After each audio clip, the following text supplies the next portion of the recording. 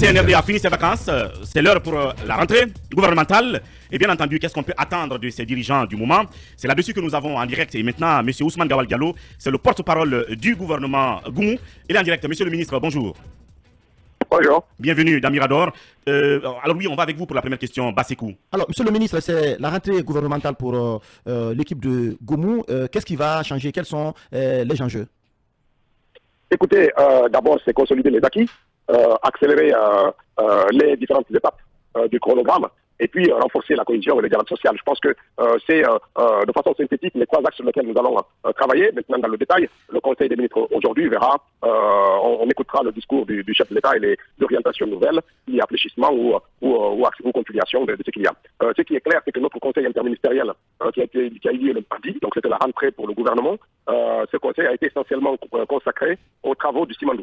Donc, ça devrait aux travaux qui ont abouti à la signature de cet accord cadre avec le consortium. Et donc, c'est certainement ce qui va dominer aujourd'hui une bonne partie du Conseil des ministres aujourd'hui. Et puis, on écoutera, comme je vous l'ai dit tantôt, le message du chef de l'État qui va fixer les orientations de cette nouvelle rentrée. Alors, on a l'impression que tout le monde est bien, tout est parfait, il n'y a rien à reprocher, c'est la rentrée, voilà quoi. Il n'y a eu aucune retouche, pas de changement au sein du gouvernement, pas même dans les services de concentrés et tout le reste. Donc, on ne reproche rien à personne. Donc, c'est la continuité.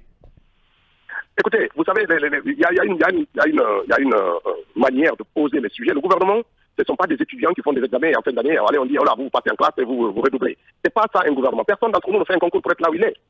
Nous sommes là où nous sommes parce que nous bénéficions de la confiance d'un homme qui estime qu'on peut remplir une mission qu'il nous confie. Un point, c'est tout. Monsieur le ministre, dès lors qu'on parle d'objectifs de performance, dès qu'on parle d'objectifs de performance, ça veut dire justement que c'est une sorte de compétition. Si vous n'atteignez pas vos objectifs... C'est un mot qui n'est pas associé à l'action gouvernementale. C'est aux entreprises qu'on dit objectifs de performance ou des trucs comme ça. Pourquoi? Parce que les budgets des États sont des... Alors, qu'est-ce que dites-vous de la gare? Gestion axée sur les résultats.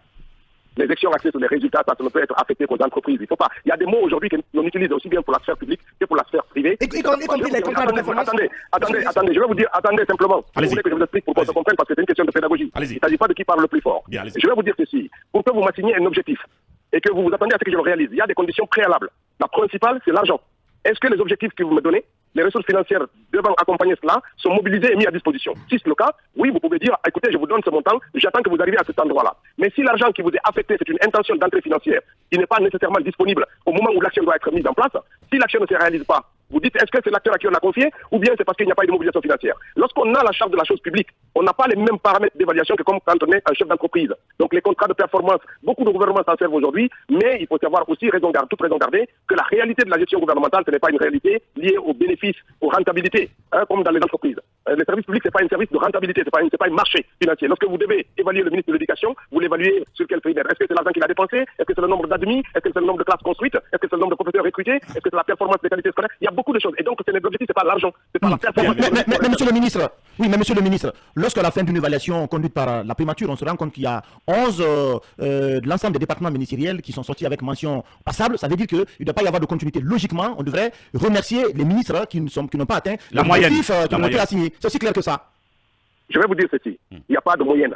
Je vais vous dire ceci, chaque année, les institutions de financement international, les banques mondiales, le FMI, font ce qu'on appelle les revues.